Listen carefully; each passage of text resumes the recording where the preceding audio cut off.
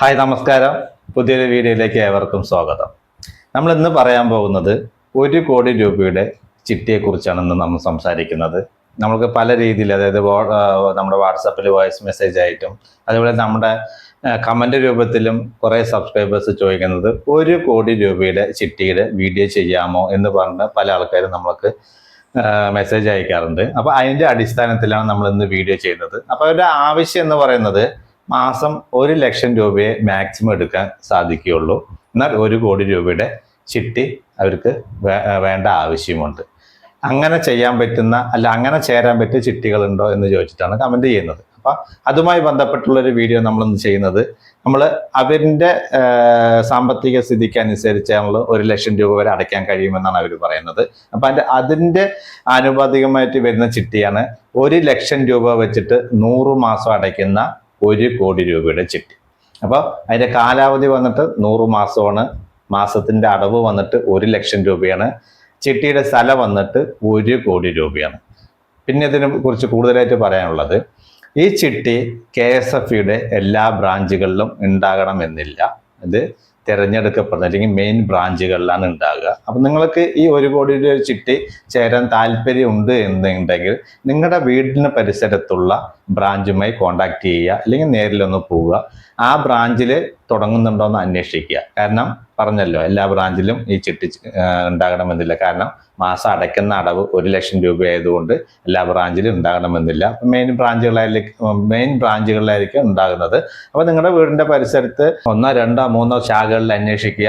അല്ലെങ്കിൽ അവിടെ ഇല്ല എന്നുണ്ടെങ്കിൽ വേറെ ഏത് ശാഖയിലാണ് തുടങ്ങുന്നതെന്ന് അവിടെ അന്വേഷിക്കുക. ലോണിനെ അപേക്ഷിച്ച് ചിട്ടിക്ക് പ്രാധാന്യം വർദ്ധിച്ചുകൊണ്ടിരിക്കുന്ന കാലമാണ്. കാരണം നമ്മൾ പണ്ടൊക്കെ ഇപ്പോൾ വീട് വെക്കാനാണെങ്കിലും അല്ലാന്നുണ്ടെങ്കിൽ ഒരു വാഹനം മേടിക്കാനാണെങ്കിലും എന്തൊരു കാര്യത്തിനും നമ്മൾ പെട്ടെന്ന് ലോണിലേക്കാണ് പോകുന്നത്. അതിൽ നിന്ന് വേറിട്ട് ചിന്തിച്ചു തുടങ്ങിയ ആളുകൾ. അപ്പം അതിൻ്റെ അടിസ്ഥാനത്തിൽ ചിട്ടിക്ക് ഇപ്പോൾ പ്രാധാന്യം വർദ്ധിച്ചുകൊണ്ടിരിക്കുകയാണ്. കാരണം ലോണിലേക്ക് പോകുമ്പോൾ ഭാരിച്ച പലിശയും വരും. അപ്പോൾ അത് അടയ്ക്കാനുള്ള പ്രയാസം, അങ്ങനെയൊക്കെ വരുന്ന സമയത്ത് നമ്മൾ ലോൺ അടച്ചു കഴിയുമ്പോൾ ലക്ഷങ്ങളുടെ പലിശയായിട്ട് നമ്മൾ കൊടുത്തു കഴിഞ്ഞിട്ടുണ്ടാകും. അപ്പോൾ അത് വെച്ച് നോക്കുമ്പോൾ ചിട്ടി എത്രയോ ലാഭമാണ്. ലോണിനെ അപേക്ഷിച്ച് നോക്കുമ്പോൾ ചിട്ടിക്ക് പ്രാധാന്യം വർദ്ധിക്കാനുള്ള കാരണം ഈ ചിട്ടിയിൽ ലോണിനെ പോലെ പലിശ ഇതിലില്ല എന്നുള്ളതാണ് ഇതിൻ്റെ ഏറ്റവും വലിയൊരു പ്രത്യേകത എന്ന് പറയുന്നത്. അതേപോലെ തന്നെ നമ്മൾക്ക് മാസം അടയ്ക്കാൻ കഴിയുന്ന തരത്തിലുള്ള ചിട്ടികൾ നമുക്ക് സെലക്ട് ചെയ്ത് എടുക്കാവുന്നതുമാണ്. അപ്പോൾ ഞാൻ ഇന്ന് പറയാൻ പോകുന്നത് 1 ലക്ഷം വെച്ചിട്ട് 100 മാസം അടയ്ക്കുന്ന 1 കോടി രൂപയുടെ ചിട്ടിയെ കുറിച്ചാണ് ഞാൻ ഇന്ന് സംസാരിക്കുന്നത്. ഈ ചിട്ടി പല രീതിയിൽ ആളുകൾ ചേരുന്നവരുണ്ട്. അതായത് ഒരു സേവിങ്സ് ആയിട്ട് ചേരുന്ന ആളുകളുണ്ട്. അതേപോലെ തന്നെ ഇപ്പോൾ ഒരു വീട് പണിയുക, അല്ലെങ്കിൽ ഒരു ബിസിനസ് ആവശ്യം, അങ്ങനെ ഓരോ ആൾക്കും പല തരത്തിലുള്ള ആവശ്യങ്ങളായിരിക്കും. അങ്ങനെ പല ആവശ്യങ്ങൾ മുന്നിൽ കണ്ടുകൊണ്ടാണ് ഈ ചിട്ടി പല ആളുകളും ചേരുന്നത്. അപ്പോൾ ഞാൻ ഇന്ന് പറയാൻ പോകുന്നത്, ഈ ചിട്ടി പിടിച്ചു കഴിഞ്ഞാൽ സേവിങ്സ് ആക്കി മാറ്റാൻ, അത് ഡെപ്പോസിറ്റ് ചെയ്ത് കഴിഞ്ഞാൽ നിങ്ങൾക്ക് അതിൽ നിന്നും പലിശ ലഭിക്കും. ആ പലിശയും പ്ലസ് അതിൽ കിട്ടുന്ന ഡിവിഡൻഡും കുറച്ച് പിന്നീട് എത്ര അടച്ചാൽ മതി എന്നതിനെ കുറിച്ചാണ് ഞാനിന്ന് ഈ വീഡിയോയിൽ പറയാൻ ഉദ്ദേശിക്കുന്നത്. പിന്നെ ചിട്ടി പിടിച്ചു കഴിഞ്ഞാൽ എന്ത് ചെയ്യണമെന്ന് തീരുമാനിക്കുന്നത് നിങ്ങൾ തന്നെയാണ്. അത് നിങ്ങളുടെ വ്യക്തിപരമായിട്ടുള്ള കാര്യമാണ്. നിങ്ങൾക്ക് ചിട്ടി പിടിച്ചു കഴിഞ്ഞാൽ മേൽബാധ്യതയ്ക്കുള്ള ജാമ്യം കൊടുത്ത് ആ ഫണ്ട് റിലീസ് ചെയ്ത് നിങ്ങളുടെ ആവശ്യങ്ങൾക്ക് ഉപയോഗിക്കാവുന്നതാണ്. പിന്നെ 100 മാസത്തെ ചിട്ടി എന്ന് പറയുന്നത് നല്ല ഡിവിഡൻഡ് ലഭിക്കുന്ന ചിട്ടി കൂടിയാണ് 100 മാസത്തെ ചിട്ടി. ഒരു സേവിങ്സ് ചിട്ടിയായിട്ട് നമുക്ക് ചേരാൻ പറ്റുന്ന ചിട്ടിയാണ് ഈ 100 മാസം കാലാവധി വരുന്ന ചിട്ടി എന്ന് പറയുന്നത്. അത് പല എമൗണ്ടിലുള്ളതുണ്ട്. ഇപ്പോൾ 10,000 വെച്ച് 100 മാസം അടയ്ക്കുന്ന 10 ലക്ഷം, 25,000 വെച്ചിട്ട് 100 മാസം അടയ്ക്കുന്ന 25 ലക്ഷം, അതുപോലെ 50,000 വെച്ചിട്ട് 100 മാസം അടയ്ക്കുന്ന 50 ലക്ഷം, 75,000 വെച്ചിട്ട് 100 മാസം അടയ്ക്കുന്ന 75 ലക്ഷം, പിന്നെ 1 ലക്ഷം വെച്ചിട്ട് 100 മാസം അടയ്ക്കുന്ന 1 കോടി. അങ്ങനെ പല റേഞ്ചിലുള്ള ചിട്ടികൾ, മാസം കാലാവധി വരുന്ന ചിട്ടികളുണ്ട്. ഇത് വന്നിട്ട് സാധാ ചിട്ടിയാണ്. ഒരു മാസം 1 ലേലം മാത്രം നടക്കുന്ന ചിട്ടിയാണ്. അപ്പോൾ ഇത് നമുക്ക് 1 ലക്ഷം രൂപ റേഞ്ചിൽ അടയ്ക്കാൻ പറ്റിയ ഒരു ചിട്ടിയാണ് ഇത് എന്ന് പറയുന്നത്. പിന്നെ 2 ലക്ഷം, അതായത് 2 ലക്ഷം രൂപ വെച്ചിട്ട് 50 മാസം അടയ്ക്കുന്ന 1 കോടിന്റെ ചിട്ടിയുണ്ട്.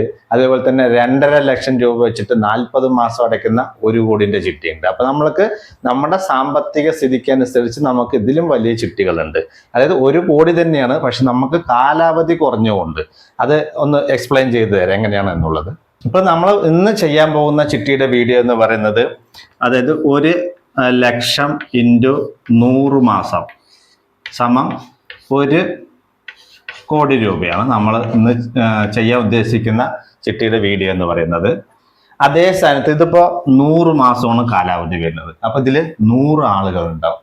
അപ്പൊ നമ്മൾ ഒരു മാസത്തെ സാധാ ചിട്ടി ആയതുകൊണ്ട് തന്നെ ഒരു മാസം ഒരു ലേലം നടക്കുള്ളൂ. അപ്പൊ ഒരു മാസം ഒരാൾക്കാണ് ഈ ചിട്ടി പിടിച്ചെടുക്കാൻ പറ്റുള്ളൂ. അങ്ങനെ 100 മാസത്തിലാണ് 100 ആളുകൾക്ക് ചിട്ടി വിളിച്ചെടുക്കാൻ പറ്റുന്നത്.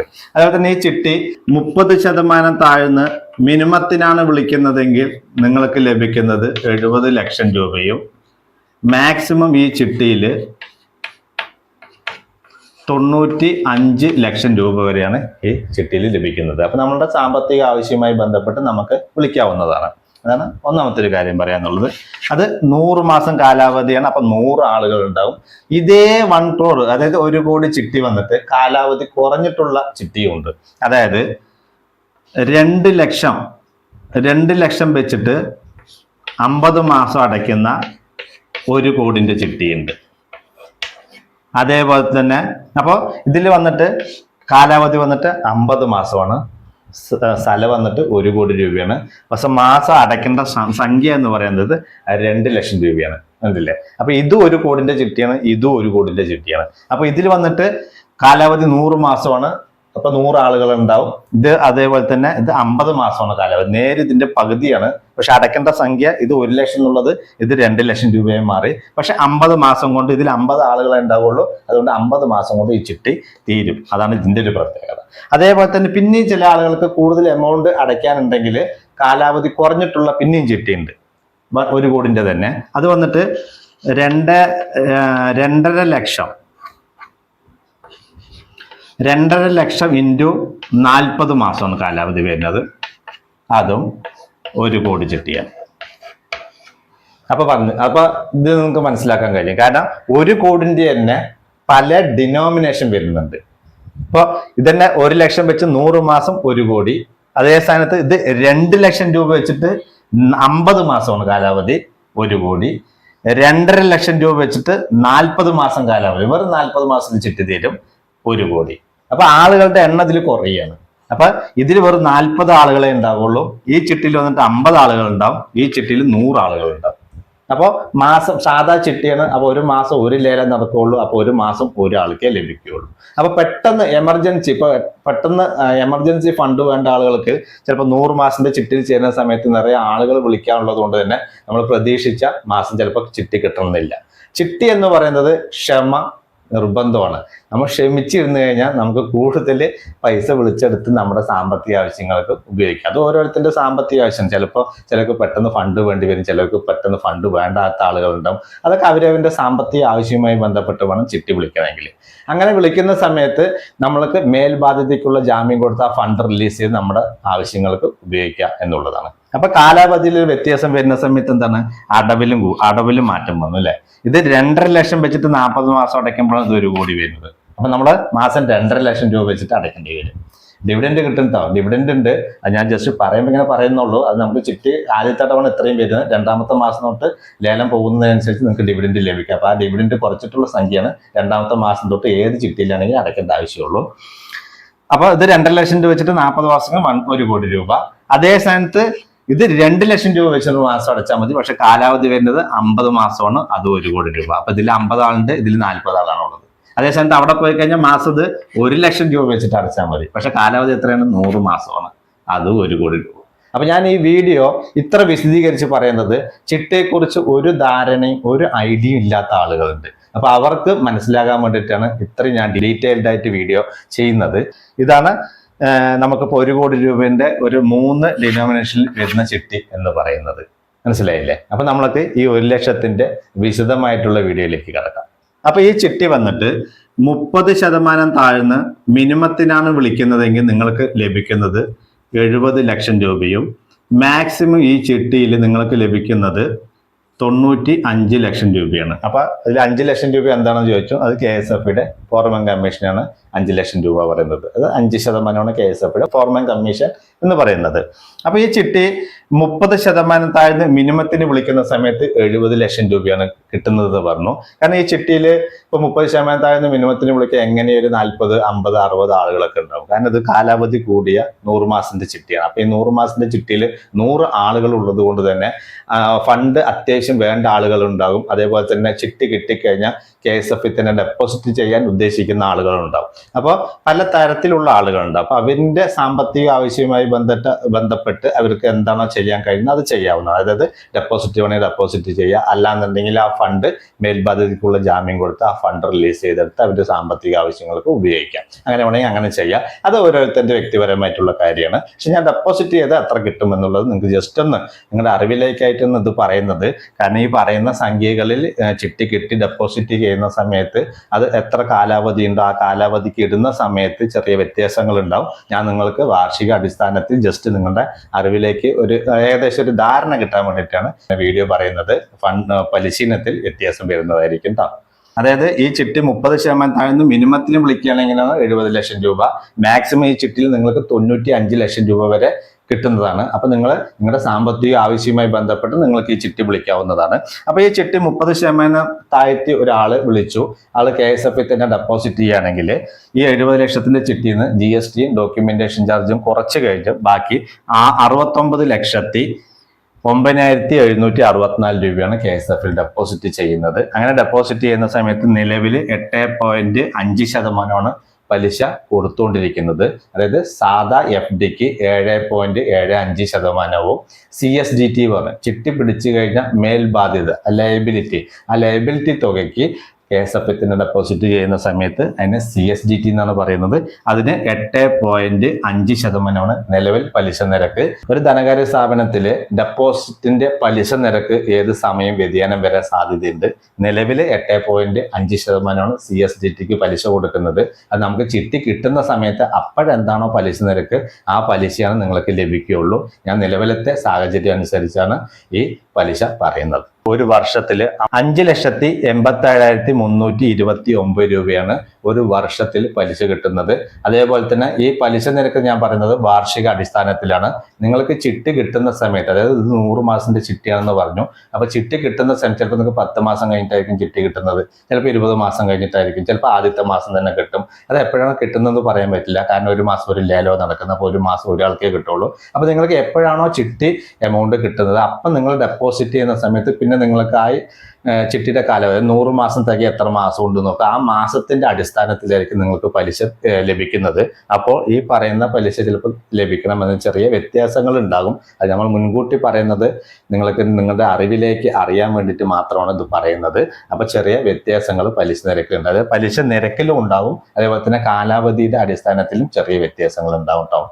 അത് നമ്മൾ 12 മാസത്തേക്ക് ഡിവൈഡ് ചെയ്യുന്ന സമയത്ത് ഒരു മാസത്തിന് നമുക്ക് പലിശ നിരക്ക് എന്ന് പറയുന്നത് 48,944 രൂപയാണ് ഒരു മാസം നിങ്ങൾക്ക് പലിശ ലഭിക്കുന്നത്.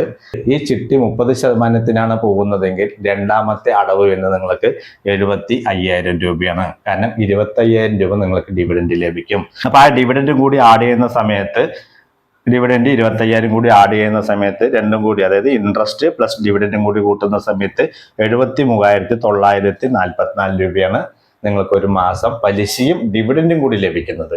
ഫസ്റ്റത്തെ അടവ് വന്നിട്ട് 1 ലക്ഷം രൂപയാണ് വരുന്നത്. രണ്ടാമത്തെ അടവ്, ഈ ചിട്ടി 30% താഴ്ന്നു പോകുന്ന സമയത്ത് രണ്ടാമത്തെ അടവ് വരുന്നത് 75,000 രൂപയാണ്. കാരണം 25,000 രൂപ നിങ്ങൾക്ക് ഡിവിഡൻഡ് കിട്ടും. അതേസമയത്ത് ചിട്ടി പിടിച്ച് ഡെപ്പോസിറ്റ് ചെയ്ത ഒരു വ്യക്തിക്ക് പലിശയും കൂടി കിട്ടുന്ന സമയത്ത്, അതായത് 3-ാമത്തെ മാസം തൊട്ട് പലിശ കിട്ടി തുടങ്ങും. കാരണം ആദ്യത്തെ മാസം ചിട്ടി കിട്ടി KSF ഡെപ്പോസിറ്റ് ചെയ്തു, 2-ാമത്തെ മാസം ഡെപ്പോസിറ്റ് ചെയ്യുന്ന സമയത്ത് 3-ാമത്തെ മാസം തുടങ്ങി നിങ്ങൾക്ക് പലിശ ലഭിച്ചു തുടങ്ങും. അങ്ങനെ പലിശ ലഭിക്കുന്ന സമയത്ത് ആ പലിശയും ഈ ഡിവിഡൻഡും കൂട്ടുന്ന സമയത്ത് 1,73,944 കുറയ്ക്കുന്ന സമയത്ത് ബാലൻസ് 26,056 രൂപയാണ് 3-ാമത്തെ അടവ് വരുന്നത്. ഇതാണ് ഈ എഴുതിയിരിക്കുന്നത് 26,056 രൂപ, അതായത് 3-ാമത്തെ അടവ് വരുന്നത്. ചിട്ടി പിടിച്ച ഡെപ്പോസിറ്റ് ചെയ്ത ഒരു വ്യക്തിക്ക് 3-ാമത്തെ അടവ് അടയ്ക്കേണ്ടി വരുന്നത് 26,056 രൂപയാണ്. അതേ സ്ഥാനത്ത് ചിട്ടി ലഭിക്കാത്ത ആളുകൾക്ക് ഈ ചിട്ടിയിലെ 100 അംഗങ്ങൾക്കും 30% താഴ്ന്നാണ് ഈ ചിട്ടി പോകുന്നതെങ്കിൽ 25,000 രൂപ ഡിവിഡൻഡ് കിട്ടും. അപ്പോൾ എല്ലാവർക്കും, അതായത് 100 അംഗങ്ങൾക്കും 2-ാമത്തെ അടവ് തൊട്ട് 75,000 രൂപ അടച്ചാൽ മതി. 3-ാമത്തെ അടവ് തൊട്ട് പിന്നെ വരുന്നത് ടോട്ടൽ 98 മാസം. 98 മാസത്തെ പലിശ കണക്കാക്കുന്ന സമയത്ത് 48,944 വെച്ചിട്ട് 98 മാസം നോക്കുന്ന സമയത്ത് 47,96,512 രൂപയാണ് നിങ്ങൾക്ക് ലഭിക്കുന്നത്. പിന്നെ നിങ്ങളുടെ പ്രിൻസിപ്പൽ എമൗണ്ട് ഡെപ്പോസിറ്റ് ചെയ്ത തുക 69,09,764 രൂപയാണ്. അപ്പോൾ രണ്ടും കൂടി ആഡ് ചെയ്യുന്ന സമയത്ത് ഏകദേശം 1,17,00,000 രൂപയോളാണ് നിങ്ങൾക്ക് കിട്ടുക. അതിൽ ചെറിയ വ്യത്യാസങ്ങളുണ്ടാവും. മാസത്തിന്റെ അടിസ്ഥാനത്തിൽ ഡെപ്പോസിറ്റ് ചെയ്യുന്ന സമയത്ത്, മാസത്തിന്റെ അടിസ്ഥാനത്തിൽ നോക്കുന്ന സമയത്ത് ഈ എമൗണ്ട് ചെറിയ വ്യത്യാസങ്ങൾ ഉണ്ടാവും കേട്ടോ. വാർഷിക അടിസ്ഥാനത്തിൽ കണക്കാക്കിക്കൊണ്ടാണ് ഇത് പറഞ്ഞിരിക്കുന്നത്. ടോട്ടൽ നോക്കുന്ന സമയത്ത് ചെറിയ വ്യത്യാസങ്ങളുണ്ടാവും. ഈ ചിട്ടിയിൽ ടോട്ടൽ ഡിവിഡൻഡ് ലഭിക്കുന്നത് ഏകദേശം 15 ലക്ഷം രൂപ വരെ ഡിവിഡൻഡ് കിട്ടാൻ സാധ്യതയുള്ള ചിട്ടിയാണ്. കാരണം അത് 100 മാസം കാലാവധി ഉള്ളത് കൊണ്ട്. അപ്പോൾ ഈ ചിട്ടിയിൽ 1 കോടിന്റെ ചിട്ടിയിൽ ഏകദേശം ഒരു 85 ലക്ഷം രൂപ വരെയാണ്, ഒരു 85 ലക്ഷം രൂപ വരെ നിങ്ങൾ അടയ്ക്കേണ്ടതായിട്ട് വരുന്നുള്ളൂ എന്നാണ് ഒരു കണക്ക് പ്രകാരം നമുക്ക് പറയാൻ കഴിയുന്നത്. ഈ ചിട്ടി കിട്ടി ഡെപ്പോസിറ്റ് ചെയ്യുന്ന ആദ്യത്തെ ഡെപ്പോസിറ്റ് ചെയ്യുന്നവർക്കാണ് 98 മാസത്തെ ഇൻട്രസ്റ്റ് കിട്ടുന്നത്. അതേ സ്ഥാനത്ത് രണ്ടാമത്തെ അടവിലാണ് കിട്ടുന്നത്, അതായത് രണ്ടാമത്തെ നറുക്കിലാണ് നിങ്ങൾക്ക് ചിട്ടി കിട്ടുന്നതെങ്കിൽ 97 മാസത്തെ പലിശയാണ് ലഭിക്കുന്നത്. ഇനി മൂന്നാമത്തെയാണ് കിട്ടുന്നതെങ്കിൽ 96 മാസത്തെ പലിശയാണ്. നാലാമത്തെയാണ് കിട്ടുന്നതെങ്കിൽ 95 മാസത്തെയാണ്. അങ്ങനെ ഓരോ മാസം നമുക്ക് ചിട്ടി കിട്ടാൻ വൈകുന്നതോറും ഓരോ മാസത്തെ പലിശ കുറയുന്നുള്ളൂ. ഇതിൽ ഡിവിഡൻഡ് ഏകദേശം എല്ലാവർക്കും തുല്യമാണ്, എല്ലാവർക്കും ഒരേപോലെയാണ് ലഭിക്കുന്നത്. അതായത് 30% താഴ്ത്തി വിളിക്കാൻ ആളില്ലാതാകുന്ന സമയത്ത് ഡിവിഡൻഡ് നിങ്ങൾക്ക് 25,000 എന്നുള്ളത് കുറയാൻ സാധ്യതയുണ്ട്. അപ്പോൾ 75,000 രൂപ രണ്ടാമത്തെ അടവ് വരുന്നത് ചിട്ടി വിളിയാകുന്ന സമയത്ത് എങ്ങനെ ഒരു 40-50 മാസം വരെയൊക്കെ അത് 30% താഴ്ന്നു പോകാൻ സാധ്യതയുള്ള ചിട്ടിയാണ്. അപ്പോൾ ഏകദേശം ഒരു 40 മാസം വരെയൊക്കെ നിങ്ങൾക്ക് 30% താഴ്ത്തു പോകുന്ന സമയത്ത് 25,000 രൂപ വെച്ച് ഡിവിഡൻഡ് ലഭിക്കുന്നതാണ്. വിളിയാകുന്ന സമയത്ത് ഈ 75,000 എന്നുള്ളത് 80,000 വരും, 85,000 വരും, അങ്ങനെ 1,00,000 രൂപ വരെ ഈ ചിട്ടിയിൽ നിങ്ങൾക്ക് അടവ് വരാം. 1,00,000 രൂപയൊക്കെ ആകണമെങ്കിൽ ഏകദേശം ലാസ്റ്റ് ആകും കേട്ടോ. അതായത് അവസാന മാസങ്ങൾ 70 മാസം അല്ലെങ്കിൽ 80 മാസമൊക്കെ കഴിയുന്ന സമയത്താണ് 1,00,000 രൂപ ഒരു അടവ് വരാൻ സാധ്യതയുള്ളൂ. കാരണം അത്രയും മാസങ്ങൾ ഈ ചിട്ടി പിടിക്കാൻ ആളുകൾ ഉണ്ടാവും. അപ്പോൾ 30% ചിലപ്പോൾ 40-50 മാസം വരെ ഉണ്ടാവുള്ളൂ. അത് കഴിഞ്ഞ് വിളിയാകുന്ന സമയത്ത് ഒറ്റയടിക്ക് നിങ്ങൾക്ക് 1,00,000 രൂപയൊന്നും അടവ് വരില്ല. കാരണം പിന്നെയും നിങ്ങൾക്ക് ചിലപ്പോൾ 75,000 എന്നുള്ളത് 80,000, 85,000, 90,000 രൂപ അങ്ങനെയൊക്കെയാണ് വരിക. അപ്പോൾ ലാസ്റ്റ് ആകുന്ന സമയത്താണ് 1,00,000 രൂപ അടവ് വരുള്ളൂ. അതുപോലെ തന്നെ ചിട്ടി ചേരുന്നതിന് മുമ്പ് നിങ്ങൾ ഈ ചിട്ടിയെക്കുറിച്ച് കൂടുതലായിട്ട് ആ ബ്രാഞ്ചിൽ തന്നെ ചെന്ന് ചോദിച്ച് മനസ്സിലാക്കുക. ഞാൻ ഈ പറഞ്ഞ കാര്യങ്ങളൊക്കെ ശരിയാണോ എന്നുള്ളത് ചോദിച്ച് മനസ്സിലാക്കി ഉറപ്പുവരുത്തിയ ശേഷം മാത്രം ചിട്ടി ചേരുക. കാരണം ഞാൻ വീഡിയോ ചെയ്തു എന്ന് പറഞ്ഞിട്ട് ഓടിപ്പോയി ചേരണമെന്ന് ഞാൻ നിർബന്ധിക്കാറില്ല. ചിട്ടി ചേരുന്നതും അതിൻ്റെ കാര്യങ്ങളൊക്കെ നോക്കേണ്ടത് നിങ്ങൾ തന്നെയാണ്. അപ്പം നിങ്ങൾക്ക് അതിനെക്കുറിച്ച് കൂടുതലായിട്ട് അറിയാൻ ആഗ്രഹം ഉണ്ടാവും. അതേപോലെ തന്നെ അറിയേണ്ട നിങ്ങളുടെ അവകാശം കൂടിയാണ്. അപ്പം നിങ്ങൾ തീർച്ചയായിട്ടും ചിട്ടിയുമായി ബന്ധപ്പെട്ട് എന്ത് കാര്യങ്ങൾ ചെയ്യാൻ ഉദ്ദേശിക്കുന്നുണ്ടെങ്കിലും ആ ശാഖകളിൽ നേരിട്ട് തന്നെ ചെന്ന് അന്വേഷിക്കുക. അന്വേഷിച്ച ശേഷം നിങ്ങൾക്ക് അതിനോട് താല്പര്യം ഉണ്ടെങ്കിൽ ചിട്ടി നിങ്ങൾക്ക് ചേരാവുന്നതാണ്. അപ്പോൾ ഈ വീഡിയോയെക്കുറിച്ച് ഇത്രയാണ് പറയാനുള്ളത്. ഈ വീഡിയോ നിങ്ങൾക്ക് ഇഷ്ടപ്പെട്ടു എന്ന് വിചാരിക്കുന്നു. വീഡിയോ ഇഷ്ടപ്പെട്ടാൽ ലൈക്ക് ചെയ്യുക, ഷെയർ ചെയ്യുക, സുഹൃത്തുക്കളുണ്ടെങ്കിൽ സബ്സ്ക്രൈബ് ചെയ്യുക. അടുത്ത വീഡിയോയിൽ കാണും വരെ ബൈ ബൈ.